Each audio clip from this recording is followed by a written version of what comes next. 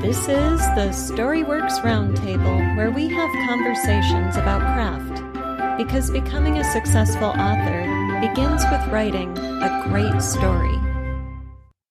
Hello and welcome to this week's Storyworks Roundtable. Today, Kathryn and I are talking about villains, specifically what to do with your villain through Act 2. And so, Kathryn, you just said you had to revamp the back end of Act 2 to add some bad stuff. Yeah, do you wanna, exactly. Do you want to start us off by telling us a little bit more about the problems you were facing and solutions you found? Okay. And I'm just going to sidebar here. I am going to link this to all of our other villain episodes. So feel free to dig through those if you need to develop a villain in the first place. But my villain in this book that I'm co-writing is not a villain. Like, there's not a person. There's just an antagonistic force. It's kind of like this thing that has happened that needs to have space and a time frame and all of these things where my protagonist needs to win, right? Defeat the antagonistic force, so to speak. And we were outlining very excitedly, working our way through Act 2. We had all these fun things happening.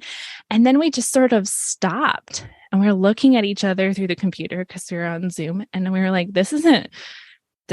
why isn't this working? Like, why doesn't she want to do the next thing? And we just, both of us couldn't figure out, like, we knew what needed to happen, but it didn't feel like our protagonist should be doing that. And we couldn't figure out why. And it turned out it was because there wasn't enough pressure from the antagonistic force. So there was no squeeze. There was no need to move forward to up the stakes. There was no severe tension in there for her to move into the next thing that we needed her to do. And as soon as we fixed that, as soon as we upped the pressure and gave her something that was directly pushing against that goal, she immediately flicked right into that where we needed her to be. And it was funny because it's like, as the author, you say like, oh yeah, like you can just make your protagonist do anything. But when you're sitting there and your protagonist doesn't and just feels off, you're like, well, that doesn't feel like she should be doing that. Now I just feel like I'm forcing the issue. And it just simply was because we did not have enough pressure from our antagonistic force. In that second half of Act 2, it really needs to be bearing down. There really needs to be like tension rising, stakes rising, and we just didn't have that quite in effect yet. And so as soon as we flipped that switch, we just rocketed straight through Act 2 into Act 3 with no problems, which was really cool, I gotta say. That is cool. I love how you're talking about your character like she's a person with psychology and motivation and, well, that's because all the rest of it, right? Yes, well, duh. Every writer knows this. But to be fair, like moving into that, like if she didn't have all of that psychology and motivation, then we wouldn't have had that problem because we wouldn't have been sitting there going, well, why does she want to do this? And why would she do this? Because we'd just be like, piece number 1 needs to move toward piece number 2, right? And because she's a whole round, well-developed character, we have that feeling of why she would move forward and where she would be going. Otherwise we just aren't, we're just moving pieces rather than having an actual person that readers want to follow. And the reason that she wants to do this has to be there. Otherwise the reader's going to be like, well, why'd you do that? That was stupid. Right. You just put yourself in direct conflict with something that you didn't need to because we didn't believe that she cared enough to do that. Right. So yes. So if we wanted to generalize this into craft terms a little bit, could we say that in Act 2, if writers separate their protagonist and antagonist too much or for too long, the story is going to stall. So whether you've got a villain or an antagonistic force, a set of circumstances or something to overcome, you need to keep the engagement.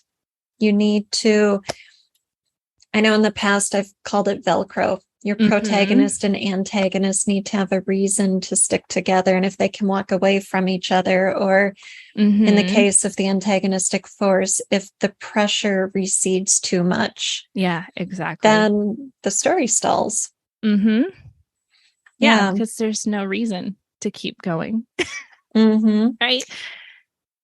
It's your driving force through Act 2. And I know this seems so simplified, but because Act 2 is just this big expanse, right? But your antagonist and your villain, they're your driving force for your character to be in that Act 2, right? Otherwise, they didn't step through the inciting incident. They didn't make a choice. They didn't enter into the story. The story has that push-pull, that, the two forces that have to collide. And for your protagonist to come out the victor, whether that's because they developed and grew, or, because they defeated an evil, or because they accomplished their task, like whatever that story arc is. Yeah, I think sometimes writers can stumble in Act 2 when they have their sights set on the big goal, the ultimate goal that gets us to the climax.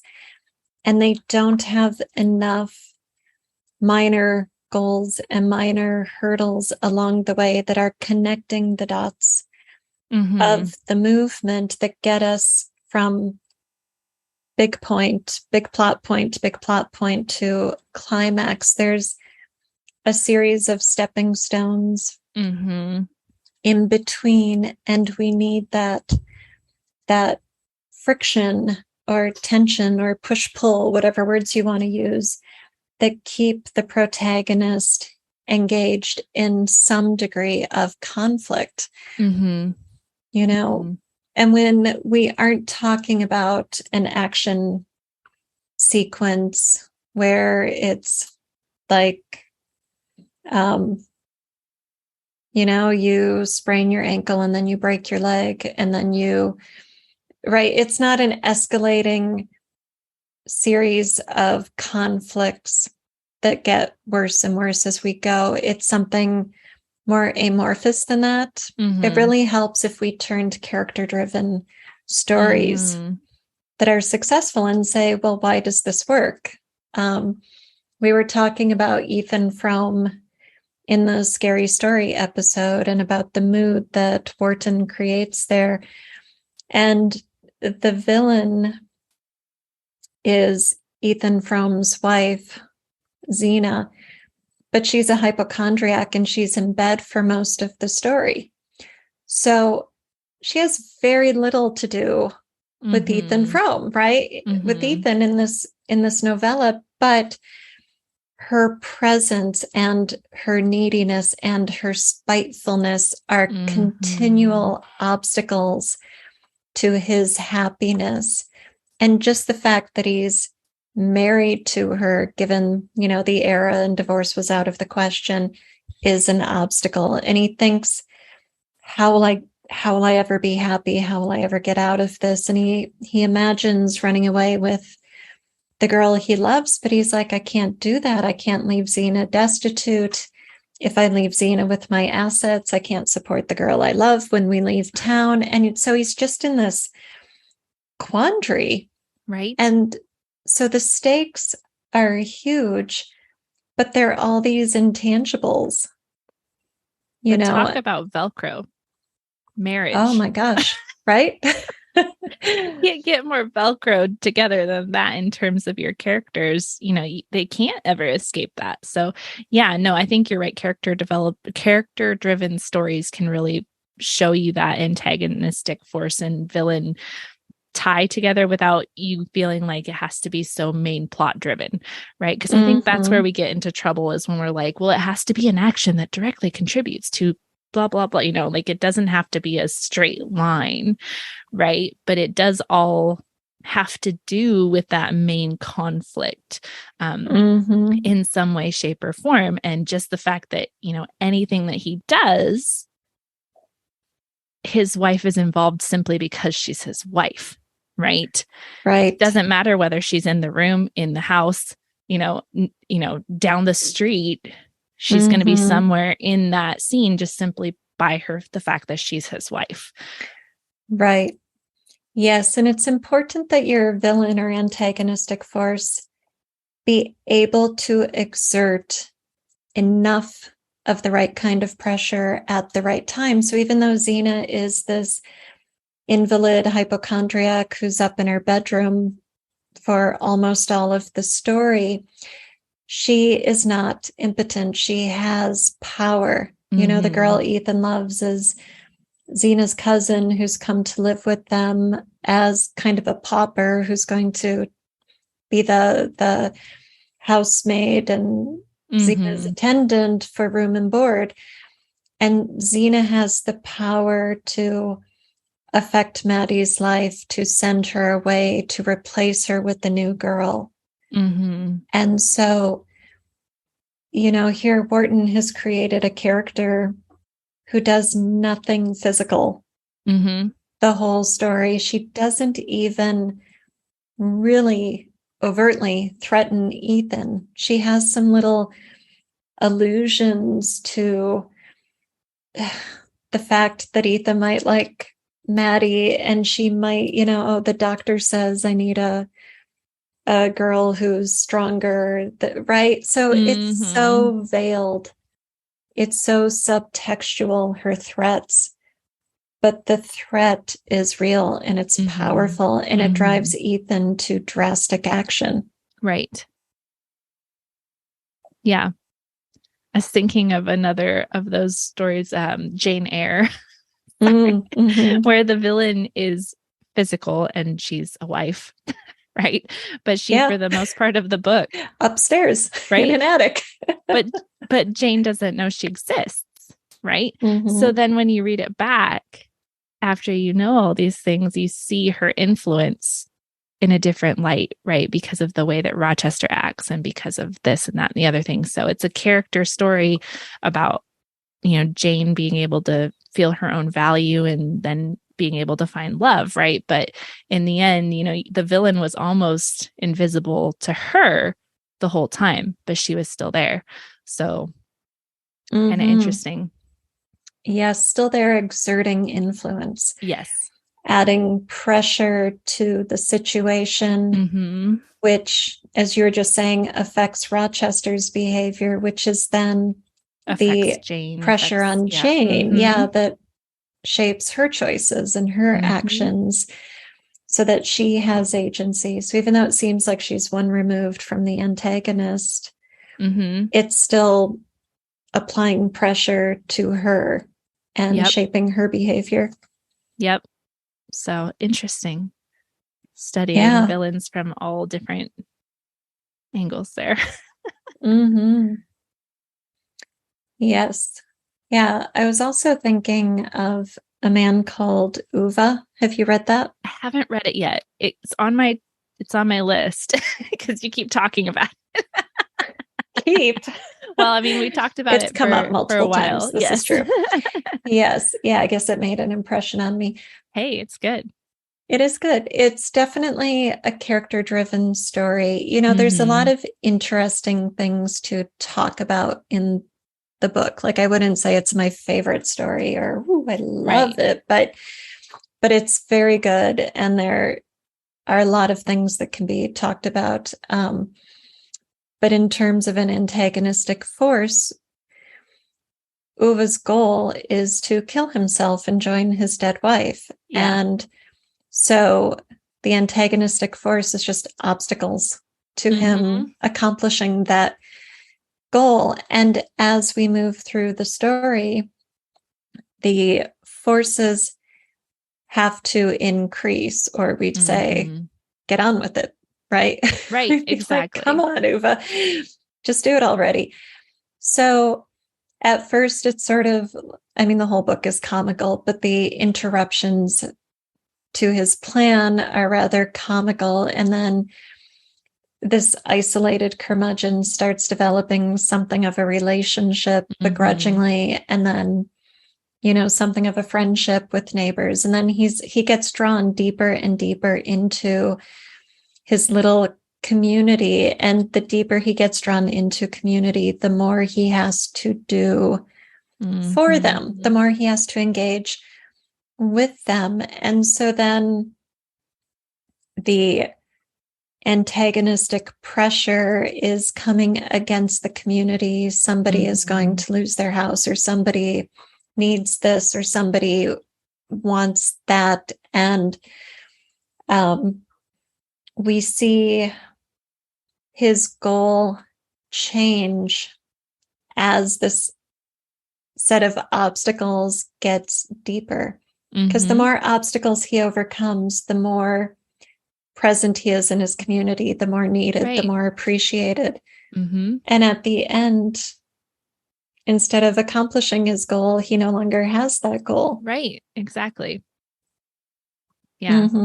Just an interesting take. It's a real turn on the idea of an antagonist and what sort of pressure it can exert on your protagonist. Right. And it's funny because, like, as I haven't read it, so I'm just going to leave that there. But like, I could see this, like, as you're reading it, you probably wouldn't necessarily like think, oh, like, you know, this is rising to the climax of where he's going to try and kill himself and fail because he can't do it because of the community or whatnot. But it's like, even if he never got that far, even if he just decides that he's not going to care anymore because he wants to stay in this community that he's developed, it's going to feel so satisfying, right? Because we know we've reached that point where he's no longer alone and he no longer wants to take his life, which is really cool that you can have that almost, it's not a plot, like you said, it's character driven, right?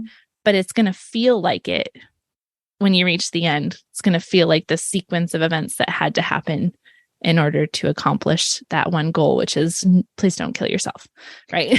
Right. As a reader, that's your goal, right? Yes. Yeah, it is. And I think as a character for Uva, the goal just kind of slips away because he has something else of importance. Whereas for the reader, our goal for him shifts. Yes. Our goal stops being, will he or won't he accomplish this? Right. You know, what's going to interrupt him next?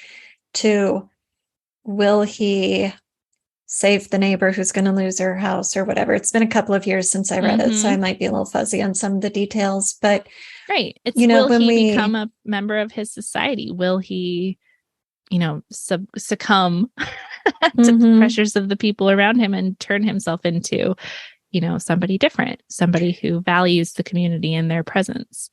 Yeah. Right. And in the process of that, there is a climactic scene where he and his plan pull the neighbors together and they do save the house. So they do, by the time we're that far through Act 2, approaching this climax, we do have an outsider who's the villain, so to speak, and we do have a more action-driven movement in the story because they have a very tangible goal. Right. And so Uva being at the center of that is what feeds our desire for him to have community and have a life and have meaning and purpose. Right. Definitely. That's cool. Yeah. Yes. All right. Another example of a different kind of villain. So I was thinking about Where the Crawdads Sing, Delia Owens, which I think you still haven't read. No, I haven't yet. I know you've recommended it. It's on my list. Well, it's interesting because, like, I don't, again, it's like what you just said. It's like, I don't know that it was my favorite book ever, but it made me think, and it makes me wonder what other people think. In a good way, right? It definitely made me think about storytelling, right? But in that one, it's her against the community, right? So the whole community is the villain, even though not everyone within the community is a villain. The whole community as a whole is the villain. So you have moments where people within the community step out of the community and assist her or become friends, but they are still part of the community that is the villain, which is a very fascinating interplay where anytime she comes out of the woods or out of the swamp, whatever you want to call it, She is putting her life at risk in some way, shape, or form because she has entered the community, right? Regardless of whether the people that she's encountering are helping her or hurting her, that whole community is the threat to her existence, which is really kind of cool because then anytime that she makes a move, the villain is directly at play, right? Because she can't really exist in complete isolation, no matter how hard she tries.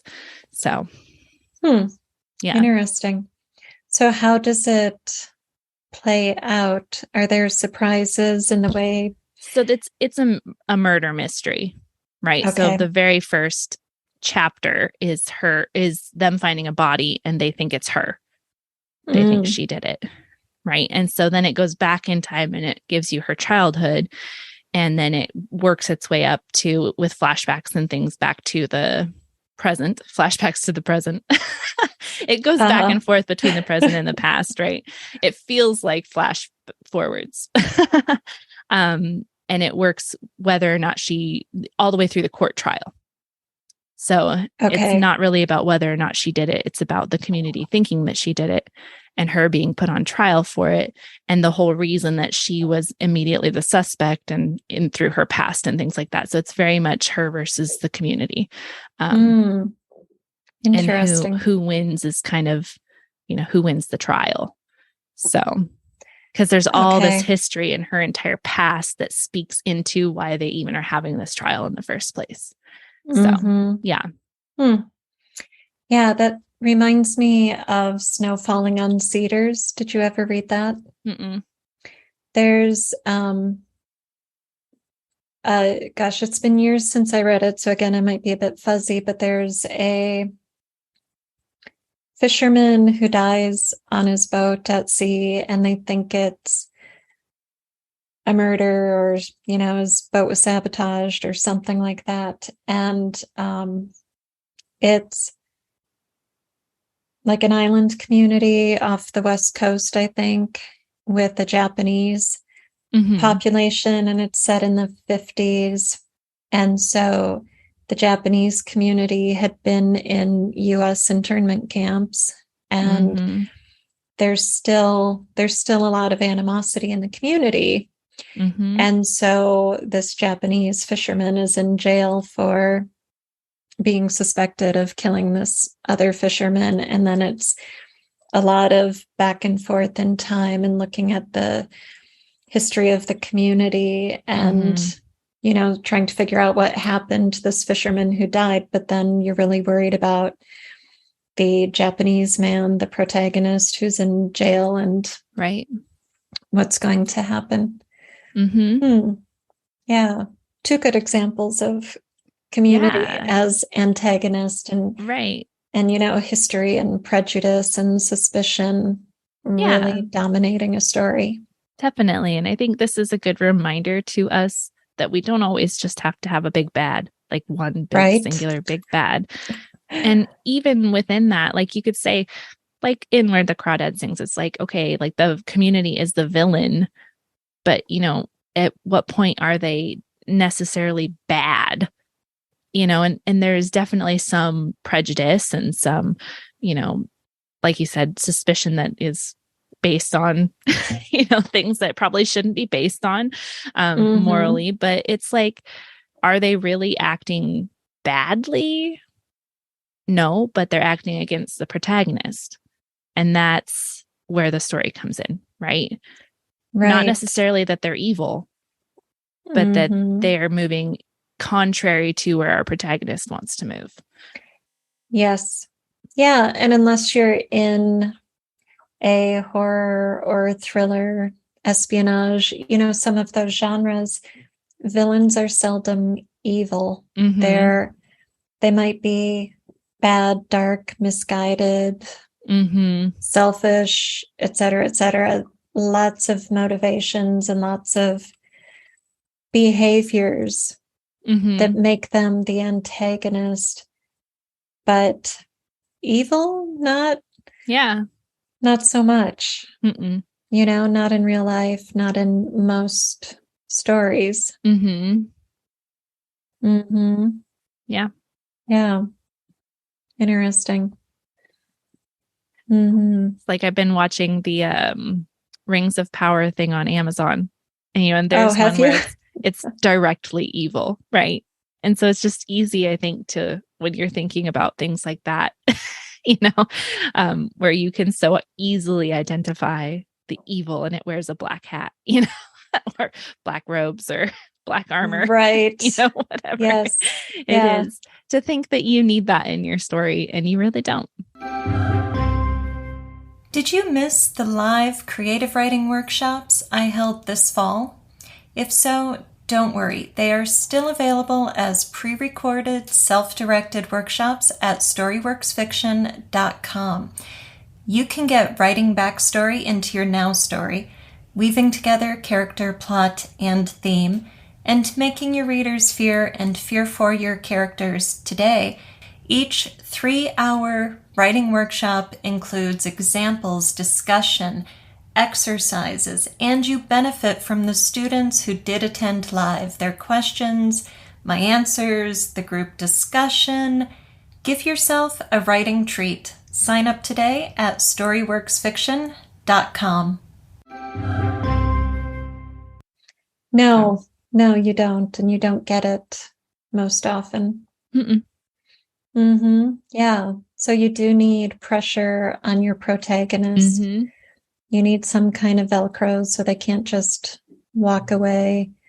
And you have a lot of choices when it comes to the antagonistic pressure that keeps your story advancing through Act 2. Yeah. Thank you for listening to the Storyworks Roundtable. Find all our shows, show notes, and videos at StoryWorksPodcast.com.